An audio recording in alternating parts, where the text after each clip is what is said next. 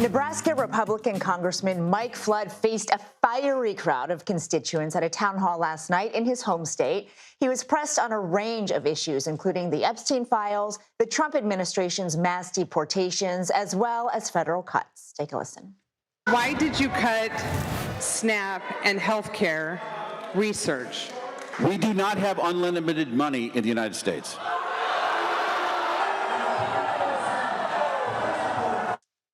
Our Caitlin Huey-Burns joins us now. Of course, she covers Congress. She's a close friend of the show. And you can tell us, Caitlin, about last night in Lincoln, Nebraska, because these constituents did not hold back. Yeah, exactly. And what's interesting about this district, it's the first congressional district in Nebraska, it is a very Republican red district. Mike Flood ran and won his seat by about 20 points. Last election, Donald Trump won this district.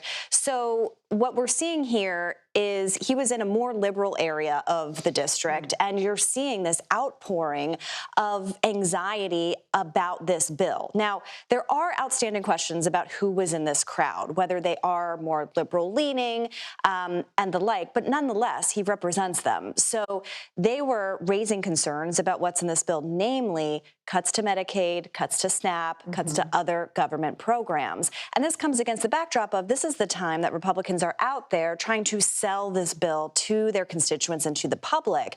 And talking to my sources on Capitol Hill, a lot of them have been saying that their strategy here is to talk about the tax cuts, to make clear to their constituents about the extension of the Trump tax cuts, new tax relief, and yet what we're hearing is these concerns about other elements in the bill. Well, these voters covered a lot of ground. It wasn't just the big, beautiful bill. They also pressed him on immigration. Here's what they said.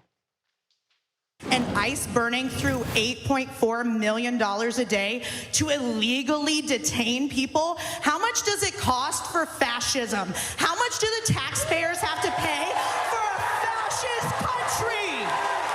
Americans went to the polls in November, and they had a choice between a Democratic candidate that had an open border, no enforcement, fentanyl, drugs, human trafficking.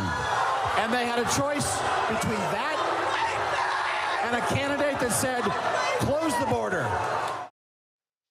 So as you mentioned, this is a more liberal part of the state, but he does represent them. But is it a fair representation of how, Nebraskans overall are reviewing Trump's policy and reviewing Flood's support of Trump? Well, this is what's interesting is that during August recess, this is when we're starting to get those pulse checks to see how people are feeling about the Trump administration, how they're feeling about the legislation, how they're feeling about executive orders.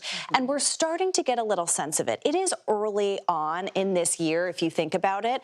But what I will say about Mike Flood and why that is a very notable town hall is because there are so few of these town halls actually happening over this recess. Several months ago, Republicans were advised by their leadership not to have these kinds of town halls because their argument was they're kind of, in their words, infiltrated by Democrats, and it's just not worth the headlines that they get out of it. But Mike Flood had made the bet, well, I'm representing them, I should go and hear what they have to say. This is the feedback he's been getting from that particular group. But it is notable that Republicans are wanting different kinds of messaging to do around this bill. Not necessarily town halls, but, appearing in front of different projects and the like to start to gain more headlines.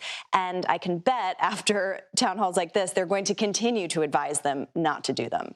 Well, the White House is trying to find some way to sell the bill. But thank you so much, Caitlin Huey-Burns.